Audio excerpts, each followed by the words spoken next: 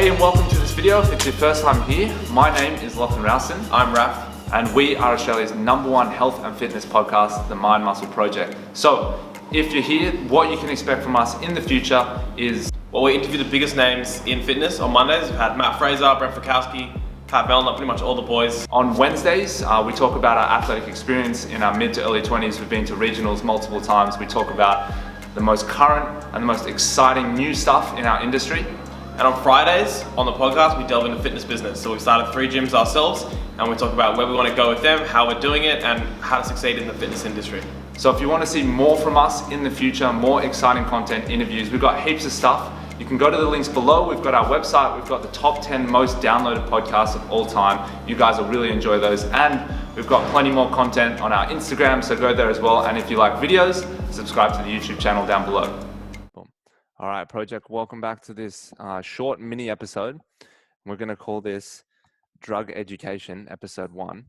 And you can use it as a tool to enhance your own doping in the future, or you can use it to just educate. Our goal was to do the opposite of that. I know, that's why I said that. The drug testing process in CrossFit, that's what we want to cover. We want to talk about some testosterone ratio stuff. We also want to talk about supplement contamination, some positive stuff that's come out of CrossFit this year. And then we're going to run through the list of these substances, not the athletes, but the substances that were found within the 13 or 14 now banned athletes. And maybe talk a little bit about if they are effective, if they're not effective, why they'd use them, why they shouldn't use them. And that's why we have Carl Ruth from Training Think Tank. He just keeps getting himself on the show somehow. But more than qualified to go into this stuff. Carl, there's going to be a ton of haters on this shit. So can you give them like your stock standard, like society's tick of approval of, you know, what qualifies you to talk about this particular? Yeah, I as I was going through graduate school, I took plenty of biochem, exercise biochemistry. It's something that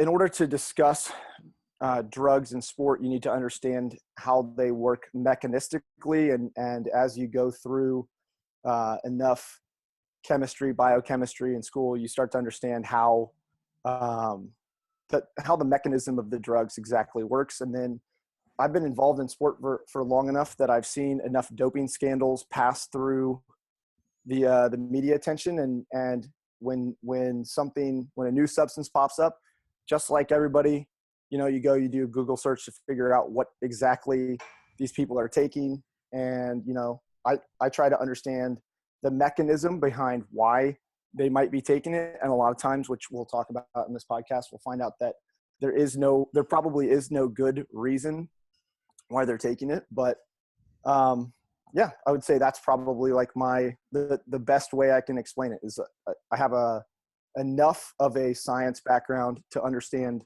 the why and how. And I'm happy to discuss the why and how with people, because I think it's a discussion that needs to be had. And I think it's something I think talking about it is taboo. And I don't think we're going to get people steered away from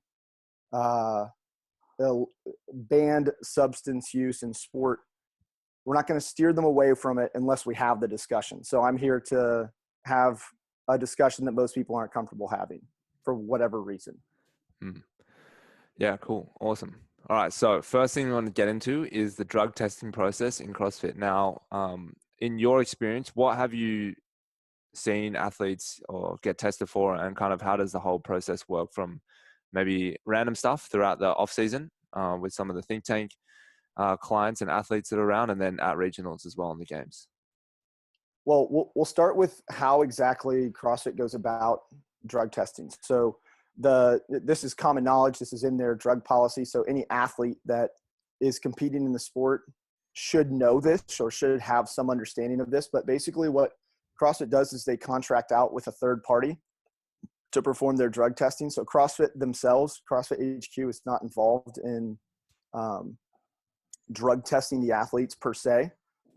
It's a separate company, and basically what happens is CrossFit is offered a series of packages that they can drug testing packages that they can purchase that would include random testing, on-site testing, and those packages think would probably dictate the types of drugs that could be tested. And there's different price tiers for those packages. Yeah. And I think one of the things that you've seen is that CrossFit has upped the ante in terms of the package of drug testing that they're using, because obviously there've been a lot more people that have come back with positive tests this past year, and probably last year as well. So I think they are able to, they're in a position financially where they can spend more money on drug testing at this point. And so that's part of what you're seeing. But we do know that random tests happen. We've seen a number of top tier athletes post about it in the past. So we know that random testing happens. So obviously that's a big component of testing the sport. And if you really want to catch people that are doping, you have to show up at their house when they're not prepared for it. If doping tests only happen at regionals or the games, then people can work around the system by giving themselves time to clear the drugs. So from that perspective, that's kind of the like how the drug testing process works. Do you want me to go into exactly how like the collection process works as well? Yes, absolutely. Okay, so your basic collection process for this is not like the kind of system that people might be familiar with like school drug tests or work-based drug tests where, you know, they hand you a cup and you go in the bathroom and you fill it up. All of the drug testing that's performed from WADA-approved companies, and the company that CrossFit contracts with is one of the WADA-approved labs and WADA-approved collection facilities. There's someone that is literally going to stand next to you while you pee in the cup, and that's the basic process. They're going to take the pee, they're going to split it into two samples, your A and your B sample, and the A and B samples will be used for testing. Essentially, with the testing process, most of the time they use what's called a gas chromatograph to determine what substances or metabolites are present in that urine. And if they get what's called an adverse analytical finding in sample A, then they will test sample B. And if it shows up as an adverse analytical finding, so basically you have some sort of banned substance metabolite present in the urine, then at that point they will flag that as a positive. And then the company that CrossFit contracts out with, they will provide CrossFit with the results, and CrossFit will be able to do what they want with the results at that point, determine sanctioning, bans, etc. But they're not obligated to release the information. I don't know if that's necessarily the case. I think it might be part of the contractual agreement with, and I think the company that they contract with is, I think it's Drug Free Sport, I believe is the name of the company. They do testing for like the MLB and NBA, but a lot of the professional sports in the US. So they don't do a good job. That's a bad track record in the MLB. Well, I think it might be more along the lines of the package that's selected will determine how effective the doping control is. And obviously CrossFit doping control this past year has been pretty effective. Or at least so it seems. And I don't know if it would be required in the contract that CrossFit do release the results. That might actually be part of the contract. I have no idea. Yeah, it's interesting. Okay, cool. And in terms of the positive, you had something here about the testosterone positive test and the misconceptions about how that works. So can you explain TE ratio and the CIR test? Yeah. So essentially it's rare to see someone test positive for testosterone itself, exogenous testosterone. And that's just generally because it's hard to detect.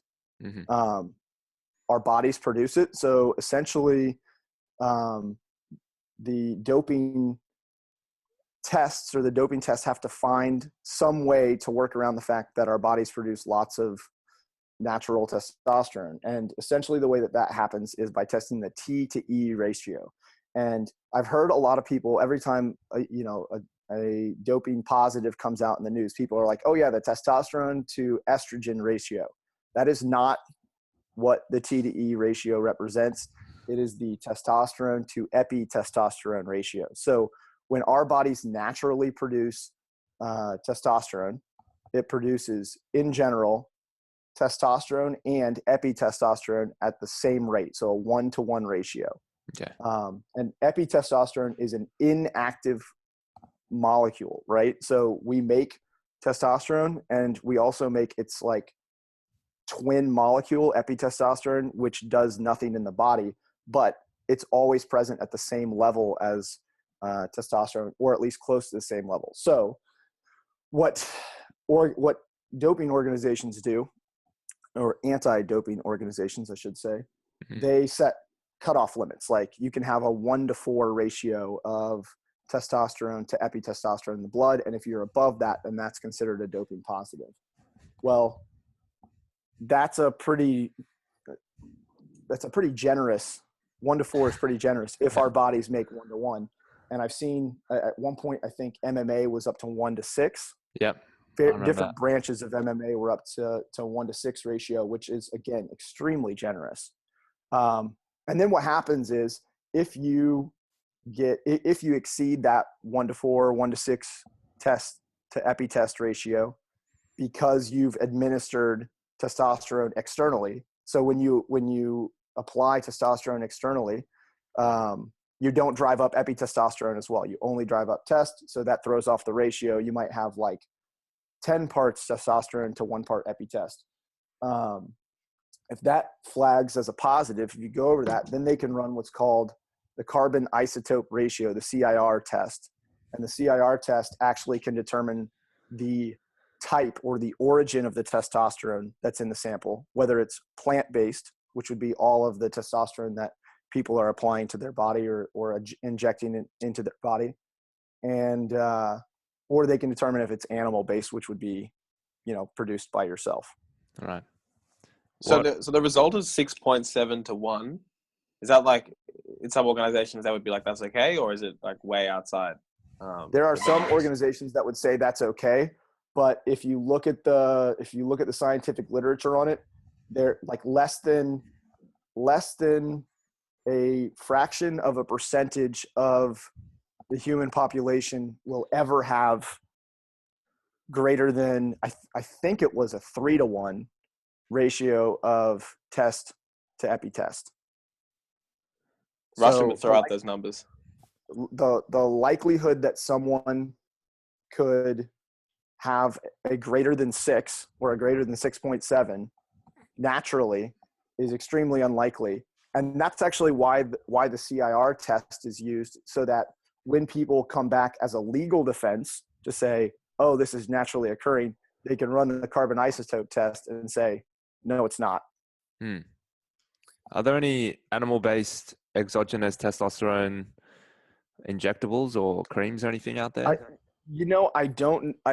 can't answer that with any certainty. I'm sure you've heard of like bioidentical hormone replacement. I know that my mom, who's been through menopause and all that, like that's the thing that she's talked about is bioidentical. And I don't know if bioidentical means that it's necessarily animal origin, or if it has the same structure as animal-based versus plant-based, the carbon ratios. I don't know the answer to that.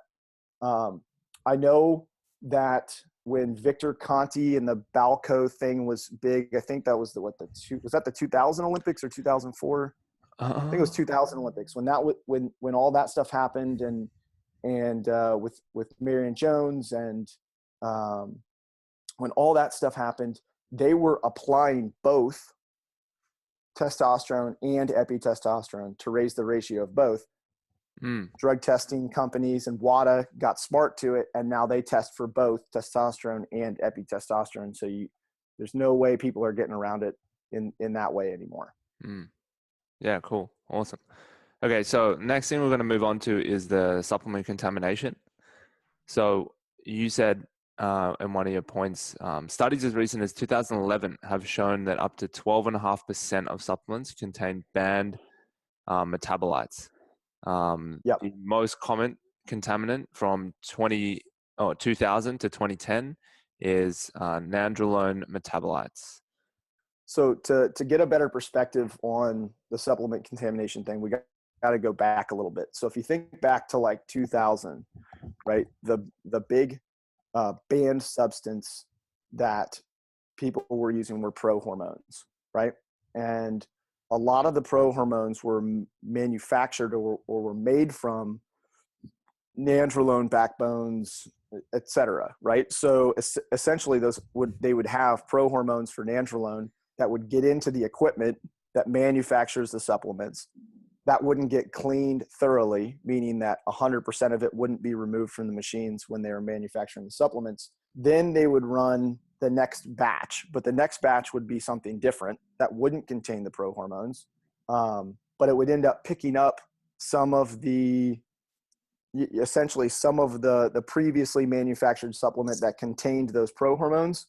And then people were unwittingly getting pro hormones in their supplements. And it was probably not enough of a level to enhance performance for them, because it's literally like tiny fractions of a percentage of contamination, but it was enough to end up with drug testing positives.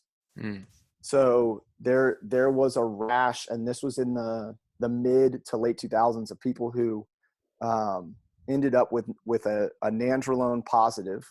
They had Nandrolone metabolites in their urine, and it was literally that they could prove that it came from the supplement, but because in general sporting organizations say you're responsible for what goes into your body, that no matter what happened, no matter why or how it got there, they still ended up with the sanctions. I think if you look at the supplement industry now, the big thing that could potentially be creating some sort of contamination would be the SARMs.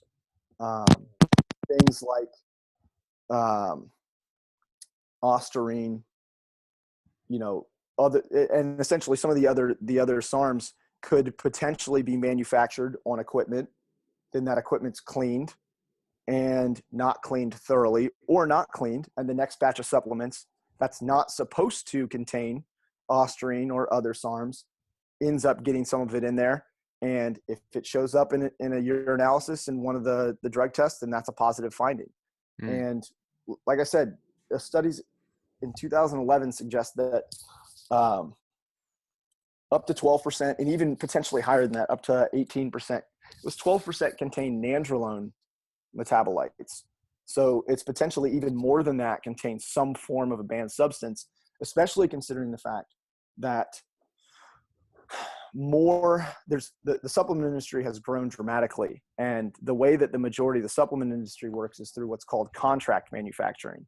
So most likely the company that manufactures the supplements on the store shelves that you see is not the brand that, like, so it's, let's say it's the supplement company is like Jacked RX or something like that. Jacked RX is not manufacturing their own supplements. They contract with a company that mixes the ingredients and, puts it in the capsules, packages it, and slaps their label on it, and then ships it to the distributor.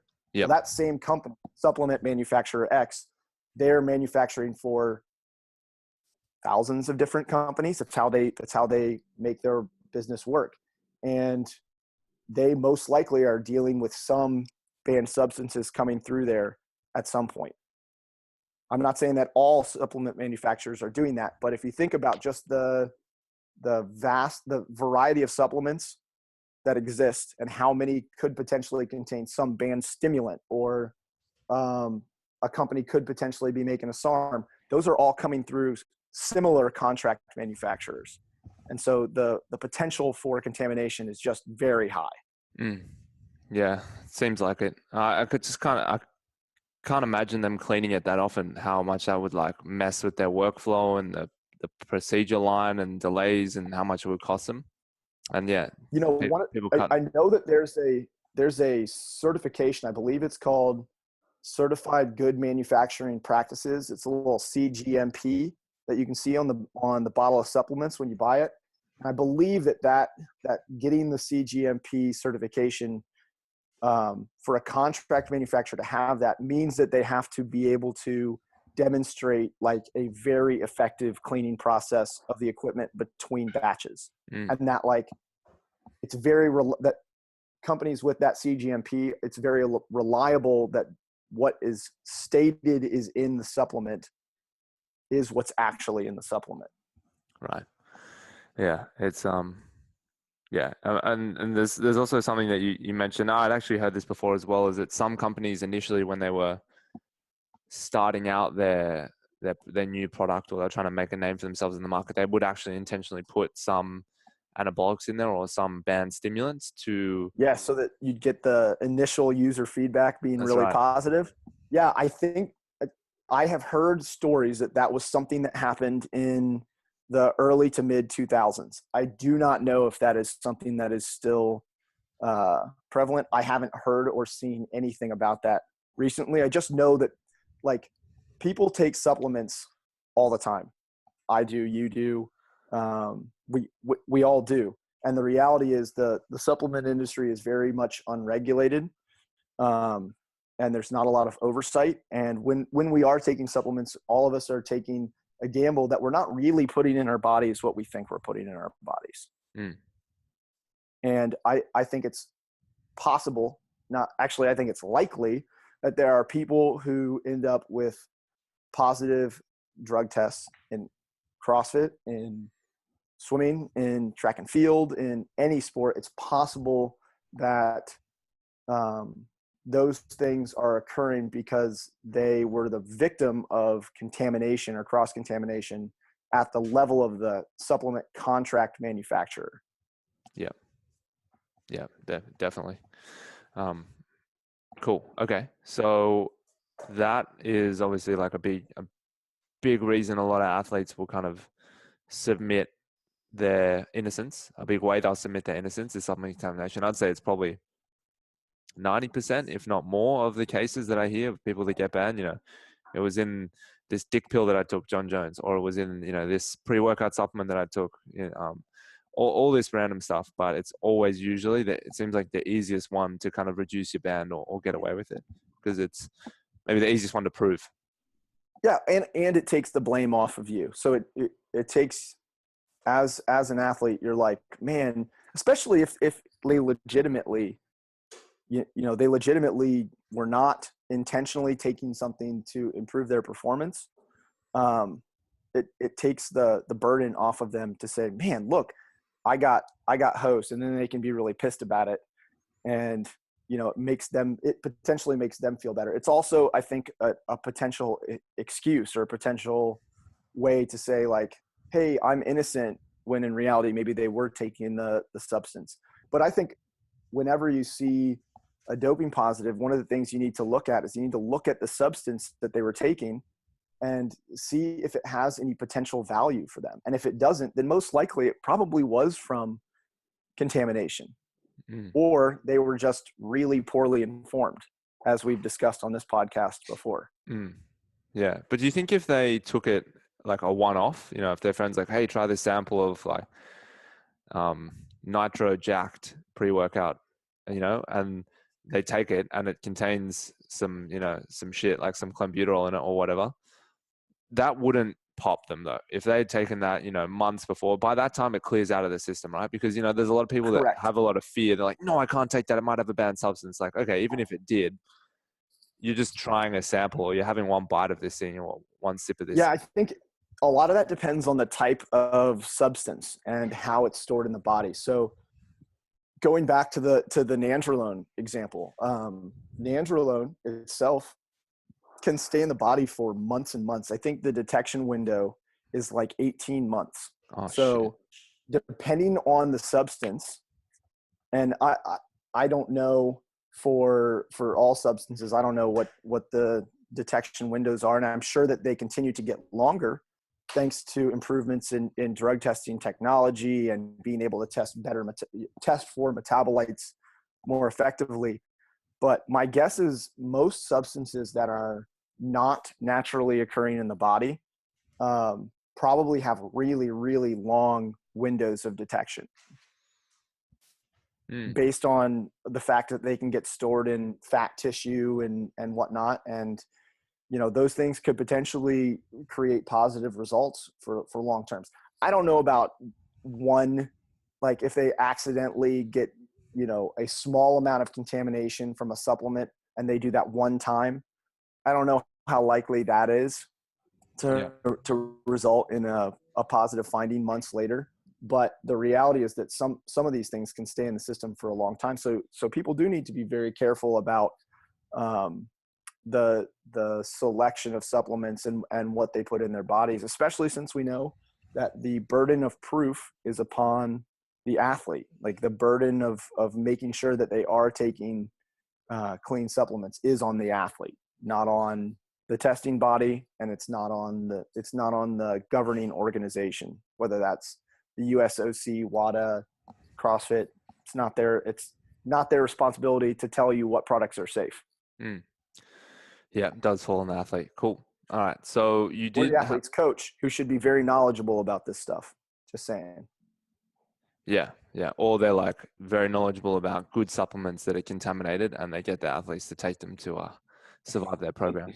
Lachlan, you keep going down that path. And that's not the path we're going. No, but it happens. All right. So positives out of CrossFit this year. So I guess we had a general discussion about the types of drugs these athletes are using, but let's go into the list of the stuff that the people got caught with. So up first, we have the one that Emily Abbott got tested with, and just to kind of pre-frame this, we are getting Emily on the show to say her piece for it, but the fact is she popped for this substance. She went on another podcast and mentioned that she was not taking it and that it was her partner who was taking it in a sublingual form without her knowing. And then obviously just by swapping saliva in however you want to imagine that happened, she tested positive for like a very, very, very trace amount. But, it's enough to kind of, get you banned for 4 years apparently. So that substance, the first one, Butyl Morin. Do you want to talk more about that one?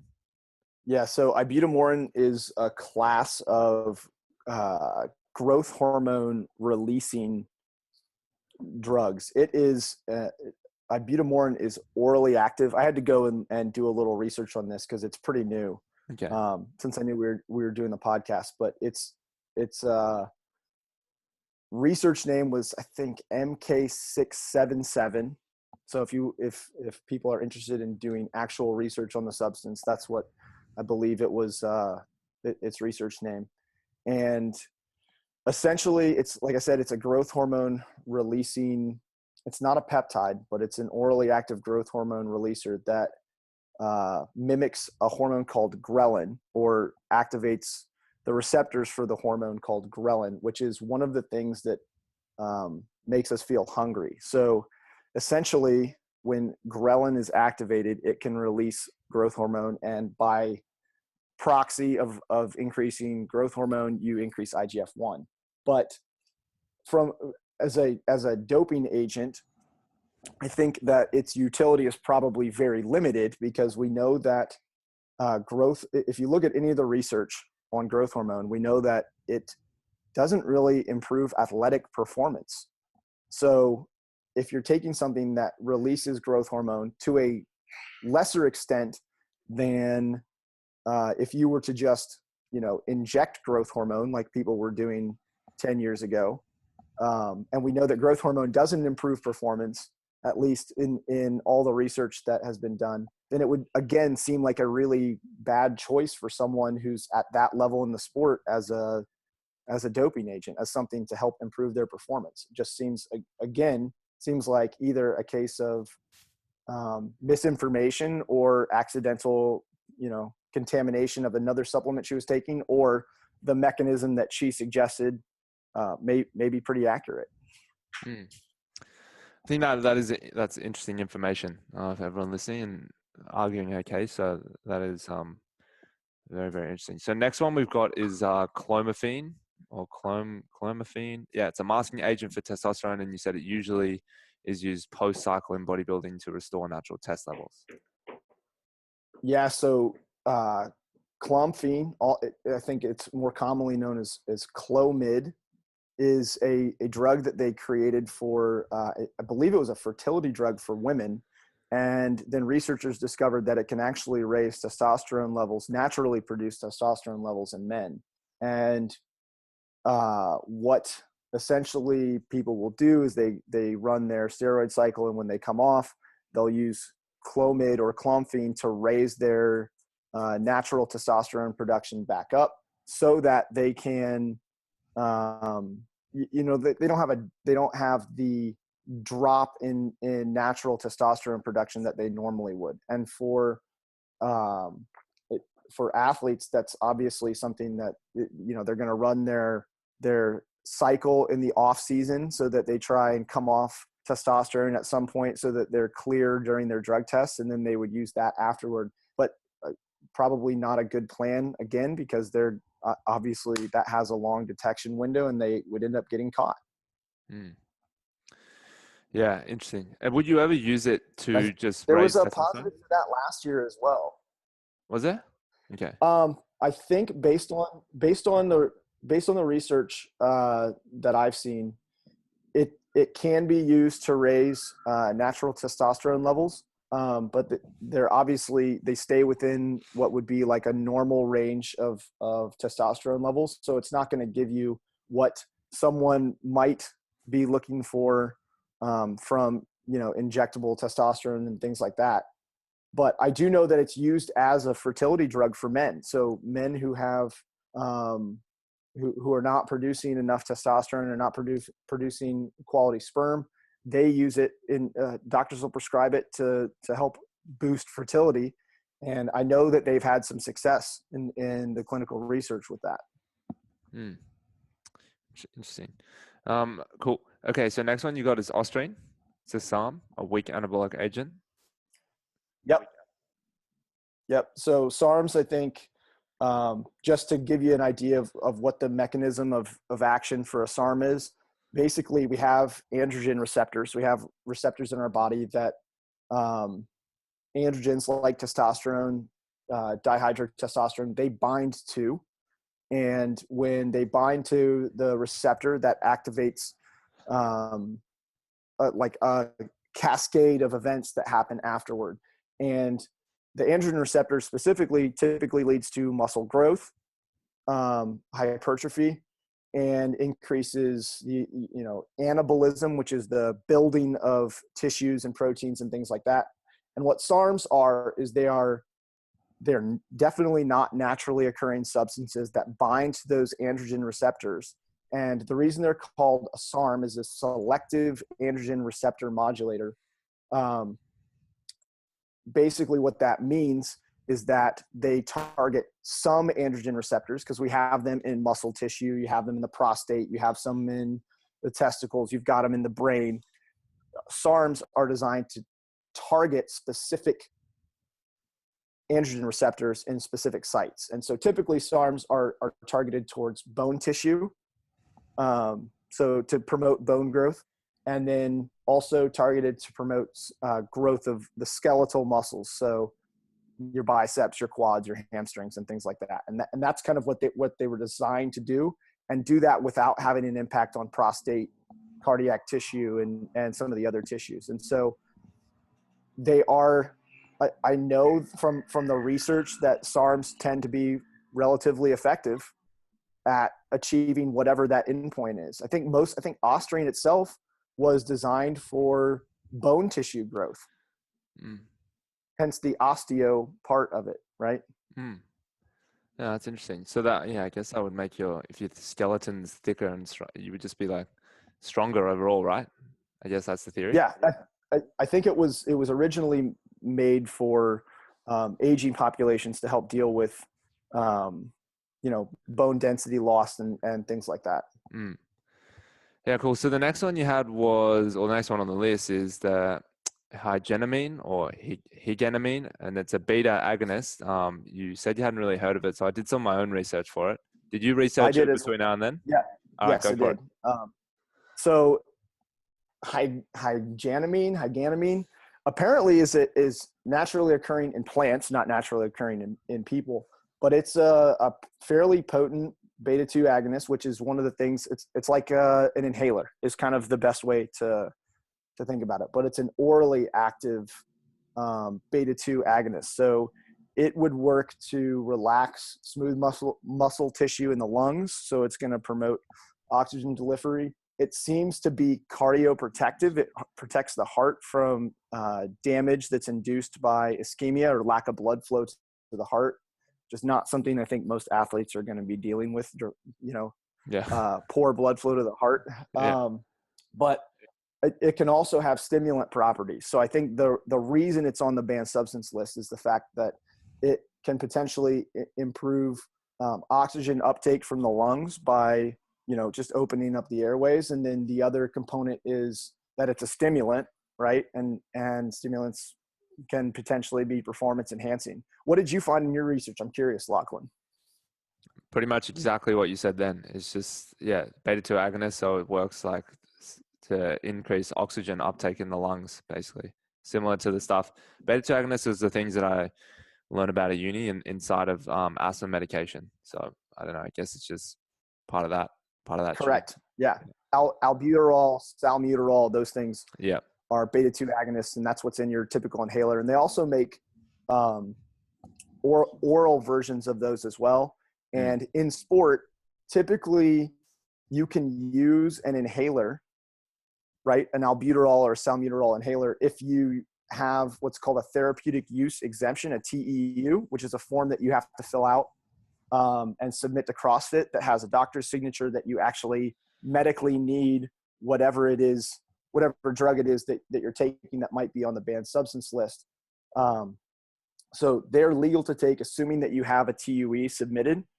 As a coach, if you have an athlete who has respiratory problems and they need to use an inhaler, and they're someone who's going to be competing at the regional level, you should be encouraging your athletes to have a TUE filled out and on file with CrossFit, because the reality is you can have albuterol from your inhaler or whatever type of inhaler they're using. You can have that in your system during the drug testing process, and that can result in a positive and a ban if you don't have a TUE on file. And this one was like, I think it seemed like the only one where the athlete was able just to show the supplement she bought and like it was on the list of ingredients, like it was meant to be in there. Oh, so she was taking this. Was it he or she? She was taking this and knew that she was taking it. Well, she didn't know it was in the supplement, but it's like meant to be. It's meant to be in the supplement. Yeah. So this is one of those cases where the burden of proof or the burden of research is on the athlete. And I think what this might show is that there needs to be more education about what types of supplements are safe is probably not even the right term, but what types of supplements are more reliable and what types of supplements can end up getting you a sanction or a ban. Got to be careful. Do your research. All right, next one we got is Stanozolol, aka Winstrol, which Ben Johnson popped for in the '86 Olympics. If you even look a fraction like Ben Johnson, this is absolutely worth taking. This is just Stanozolol is just like one of the it's an old steroid. It's been I think I put the information in there about Ben Johnson to just kind of illustrate how long people have been using that. And I think that was a really common doping agent in track and field in like the early 80s. And apparently people are still using it. Shit works. That guy ran fast as fuck, so it still works. Yeah. Well, hey, we've got people who've ran faster now, hopefully clean.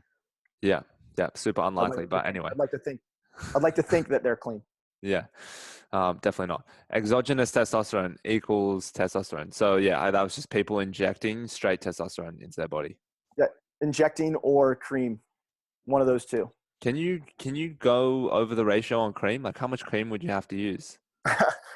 Probably a lot. I mean, because those things are formulated to just keep people in like the middle range. So my guess is they're probably, they're probably taking a bath in it every night if they're going the cream route. But I do know that that's like what the cyclists were using, like when the big cycling doping scandal with Lance Armstrong came out, and all that information came out. Those guys were using patches, and they were putting multiple patches on at night, and they knew exactly how many patches they had to put on to stay under ratios and how long they could keep them on and all that. So the reality is people are going to figure out how to do it in some way, shape, or form. And the anti-doping companies are going to continue to work on ways to catch them faster and faster. And we're going to see things like we saw this past year. Mm. Yeah, awesome. Okay, next one we got GW1516, which is the also known as the Rick Dog steroid. So, can you explain that mechanism? Yeah, so I know we talked about this a little bit on the podcast that we did with Evan, but GW 50, 15, 16, or whatever exactly the research name is, it is what's called a PPAR gamma agonist. Basically, it activates a series of receptors in the muscle cell that get activated when you do endurance training. And so essentially when this drug first came out, when they were first doing the research trials in rats and mice with it, they found that it basically was what's called an exercise mimetic. So it mimicked the effects of exercise on the body.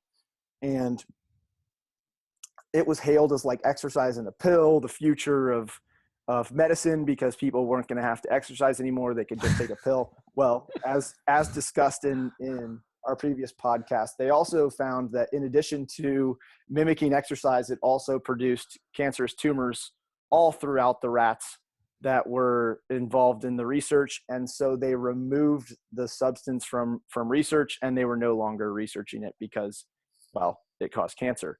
And it's the only substance that WADA has ever put out a communication about the fact that the safety of the substance was extremely low. And despite that fact, people continue to use it. And I think there's very limited benefit from that specific mechanism, right? All you have to do is train, and you get the exact same benefit that the drug would create. If you want to activate your PPAR gamma receptors, all you have to do is do some training. Interesting. Yeah, I mean, a lot of this stuff is placebo effect, but we went into that into our last podcast. Okay, so next one is the 1,3-dimethyl butylamine. It's a stimulant. Yep. I'm assuming that I didn't do any research on that before we got on here, but I'm assuming that is a cousin of 1,3-dimethyl amylamine that was in like Jacked 3D all those years ago. Again, just a stimulant that probably is in a supplement that somewhat, was, maybe it wasn't on the label, maybe it was on the label, maybe it was labeled as something else. Potentially it's something that one of those cases someone didn't read their labels carefully enough, or it wasn't listed on the label and got popped for that stimulant. In general, pre-workouts, if you're a tested athlete, are just not a great idea. Yeah. They tend to be like the source of stimulants that are going to end up getting you popped for something.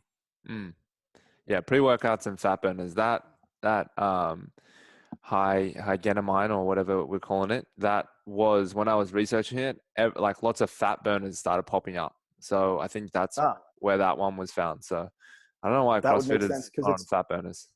Its mechanism of action is very similar to things like clenbuterol and ephedra from the research that I did last night. Yeah. Cool. Next one we've got is methadone equals Dynabol. D-ball. Yeah, that's like the thing that all the bodybuilders in the 60s and 70s, it was like in Arnold Schwarzenegger's time, that was what the bodybuilders were taking. So what would the benefit be for a CrossFitter? It potentially enhanced recovery. It's a steroid, so they're going to increase muscle mass, increase the rate of strength gain. But I mean, it's an old drug, so I mean, I think it's potentially going to have a really, really big list of side effects in addition to the potential positives that an athlete might gain. It's also, I mean, it's one of those, it's another one of those drugs that is detectable for a really long time because it's not naturally produced. Mm. So you're saying that a lot of the newer technologies are being invented to kind of take the benefits that people are getting from these old school drugs like stanozol and dianabol and trying to remove more of the side effects and get a bit more The specific. side effects. Yeah. Sorry. Yeah. That's exactly what they were trying to do. So the development of SARMs was intended to be a replacement for things like dianabol, things like Winstrol, to be a replacement for people for those things that have a lot of side effects. And I don't know enough of the recent literature on SARMs to be able to discuss any side effects or things like that. I would have to do some more research on that to kind of go down that rabbit hole. Yeah. Yeah. Cool. Next one is Oxandrolone, Anavar. Very popular one. Another one of the older steroids in that older class. Mm. Yeah, I remember I remember when Anavar first popped on the scene in my world, probably like 5 years ago, people were calling it the CrossFit steroid because of it was like it washed out of your system a lot faster than the other anabolics. And it also had like a massive increase in strength, but minimal increase in muscle mass. So that means that the athlete could get stronger, but it's not, get massive. But not end up with all the body weight gain that would potentially be associated with it. Yeah, I mean, if that was the mechanism of action, or if that was how Anavar worked, then I would say obviously that would be, if you had your choice between that and dianabol, which most likely is going to make the user gain tremendous amounts of weight. Obviously, for a sport that's body weight based, that would make more sense. But I don't think any of them make that much sense in sport because the reality is it's an exogenous substance that will most likely end up as a positive on a drug test. Yeah. That girl, this little girl that was at the games for a while that started training out of, I think, Westside or Juggernaut. She popped for that a while ago. Natalie something. So still around. Still obviously works. So next one we got is LGD4033, which is also known as SRM. Yep. No, that's another SARM. That is. So that's just it's a different SARM than Ostarine. Again, I think if I remember correctly, that was produced for improving bone growth, muscle wasting in cancer patients. And so they created it as an alternative to what existed at the time, which were anabolic steroids, as a way for cancer and AIDS patients to have something that prevented muscle mass loss without all the side effects of anabolic steroids. I don't know much more about the research on that, but again, the mechanism of action would be exactly the same as other SARMs, where it attaches to that androgen receptor and in some tissues and not in other tissues. Interesting. All right, 2 to go. We've got meldonium, which is a cardiac protective, prevents ischemia of the heart. This is one that just popped on the radar in the last 2 or 3 years. I believe it was Maria Sharapova received a ban for meldonium. And it turns out I had never heard of it prior to that. But when it happened, of course, I did the first thing that I did was let's figure out why would an athlete be taking meldonium? And it turns out what it is, it's a cardioprotective agent. So basically it protects heart tissue from ischemia. So when you exercise really, really, really hard, cardiac tissue can be damaged. I think we actually talked about that a little bit on the last podcast with Evan. And meldonium can potentially prevent some of that heart tissue damage that results from really, really high intensity exercise. And I'd have to look into the research a little more, but it may even help the heart adapt to that type of training and intensity a little bit better. And there may even be some meldonium, if I remember. Again, this is probably 2 years ago when I read up on it. But essentially, I think it might even help prevent muscle tissue from damage from ischemia, which is one of the things that does occur during really high intensity training. Yeah, if someone like Sharapova's using it, that shit's good. Okay, so I next think one. that was part of when all the like big Russian doping scandal came out like two years ago, I think it was. I think meldonium was one of the ones that they were just the doctors were prescribing it to their athletes just across the board. Right. Yeah, I'm sure the research in Russia is pretty good. I think that's where we should dig up some old files over there, and we'll probably have some pretty good research on this stuff.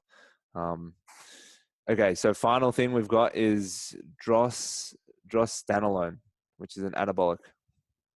Yeah, not one I know anything about. My guess is whoever was taking it was probably taking it thinking that they would be able to fly under the radar with it, that it might be undetectable, and obviously it was very much detectable. Well, she also got caught for 2 other things as well. So well, that's what I'm saying. They were probably thinking like, hey, the CrossFit drug testing is a joke. I'll get away with this. And CrossFit drug testing was not a joke. Not this year. Not this year. Yeah, that's one of the situations where when there's multiple drugs present, you got to think it's unlikely, unless they just got like the worst luck possible in terms of supplement contamination. But you got to think that was probably intentional selection at that point. Yeah. The more you're adding to that cocktail, the more guilty you're becoming instantly. All right. Well, we have wrapped up everything you need to know. Now, I think the best way to end this is, Carl, you had some concerns about maybe some people that you mentioned to me probably looking at this the wrong way and looking at it as a way that they can start doping. So maybe you just want to say your piece to leave people with about what your thoughts are on doping as an athlete and looking after your health and longevity in general. Yeah, I think when I look at CrossFit, I think that most athletes probably think of doping as a ticket. People who are really tied up in the sport, they think of doping as a ticket to the top. They're like, if I took the same drugs as these athletes, then I'm going to make it up there. But the reality is I don't think that the majority of the athletes that are in this sport are doping. And there's so much talk in our sport because it's a strength sport and an endurance sport about athletes taking drugs. And I've watched our top athletes train in this sport. They don't dope. And it's not necessary to be competitive in the sport. And a lot of the things that people are taking are either research chemicals, which have very little research in terms of their long-term health effects. So CrossFit or sport in general might seem important to you at the time, but the reality is your health in 10 years and 15 years is far more important than sport ever will be. And I think that's kind of my biggest takeaway is I want people to be well informed so that they can make the decision not to go down this path. Because let's face it, there's health consequences. There's financial consequences for someone like, what's her name, who popped for Butyl Morin? Emily Abbott. Thank you. There's, financial consequences for someone like Emily Abbott. I think the consequences of doing it are far greater than the potential benefits, which are limited at best. You get better at a sport. That's it. And you might not even, the substance you're taking might not even actually make you better at the sport. So I don't find it to be a very appealing argument. Yeah, well, I mean, in CrossFit, it holds way less weighting. I mean, if you dope in soccer, if you dope in athletics at the highest level and stuff, like I can see that why they would do it. It makes more sense to me. But for someone to make the CrossFit Games or to qualify for regionals, makes the financial incentive in other sports. The financial incentive in other sports makes it so that when you look at it, you're like, okay, yeah, I think I understand why you did it. And then in this sport, it's like, no, it was entirely because you were like, man, I want to be the best exerciser. That is the world we live in. And that is it, told to you by Carl Ruth. So once again, we appreciate your time, sir. I know it's early. You've got things to do. So I'll let you get on with the rest of your Sunday. But on behalf of the project from Raf and I, thank you for talking so openly and honestly about this subject, which, as you mentioned at the start, is quite taboo. But I feel like it's very important, relevant information for people to understand, because, you know, they hear stuff from their mate, or they hear from this story there, and they just make up their own bullshit about how effective these things really are. So thank you. Yeah, my hope is that at least, if anything, that this just starts a discussion, and that people can what I want in the end is people just to be better informed. That's it. Because I think if most people that ended up with doping violations, I think if they were better informed, I think they probably would never have taken those drugs in the first place. There you go. Or they wouldn't have gotten contaminated supplement. So that's my take. Thanks, guys. There you go. All right. Thanks so much, Carl. Thanks, Carl.